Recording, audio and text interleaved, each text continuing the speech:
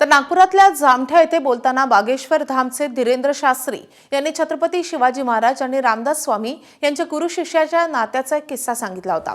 त्यावरून विरोधकांकडून धीरेंद्र शास्त्रींवर कडाडून टीका होती आहे। तसंच धीरेंद्र शास्त्री शिवाजी महाराजांवर बोलताना फडणवीस, गडकरी आणि मोहन भागवतांनी बागेश्वर बाबांना रोखायला पाहिजे होतं असं खासदार संजय राऊत म्हणाले।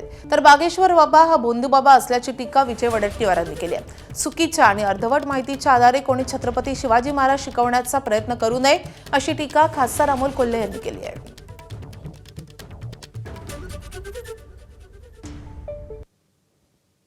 हे जे काय महाराज वगैरे आणतात हे लोक, हे नवीन हिंदुत्वात सुरू झालेल्या लोकांचा आणि नवीन इतिहास लिहितायत किंवा बदलतायत। महाराष्ट्राला हे मान्य नाही। खरं म्हणजे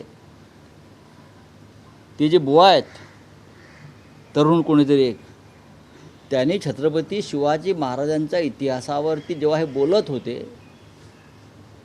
तेव्हा राज्याच्या मुख्यमंत्र्यांनी त्यांना थांबवायला हवं होतं किंवा सरसंघ चालकांनी त्यांना रोखायला हवं होतं आणि त्यांना महाराष्ट्राच्या भावना, इतिहास याबाबत जाणीव करून द्यायला हवं होती।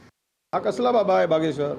हा भोंदू बाबा, हा काहीतरी बालिशवृत्ती, याला बाबा केलाय जाऊन मोठमोठ्या नेत्यांनी। आता दुर्दैव हे आहे की बाबासाहेब आंबेडकरांच्या विचाराची माणसं, सर्वोच्च न्यायव्यवस्थेमध्ये पदावर असलेली माणसं त्या भोंदूगिरी बाबाकडे जातात, तर इतरांचं काय? आणि त्यामुळे याची हिंमत वाढते। याला महाराजांचा अवमान करताना जो जिथे भेटेल ना तिथे याला जेवढ्यास मी ट्विट केलं आहे, जो जास्तीत जास्त शिव्या देईल त्याला आम्ही जास्तीत जास्त मोठं बक्षीस देऊ।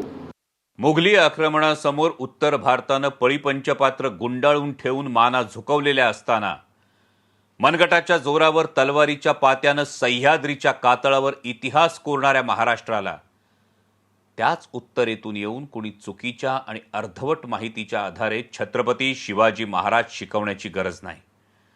कारण छत्रपती शिवाजी महाराज आमचं केवळ आराध्य दैवतच नाहीत, तर ते आमच्या श्वासाश्वासात आहेत, नसानसात आहेत, रोमारोमात आहेत। ती आमची अस्मिता आहे, ती आमची ओळख आहे, ते आमचा स्वाभिमान आहेत, काल, आज आणि उद्याही। जय शिवराय। एबीपी माझा, उघडा डोळे बघा नीट।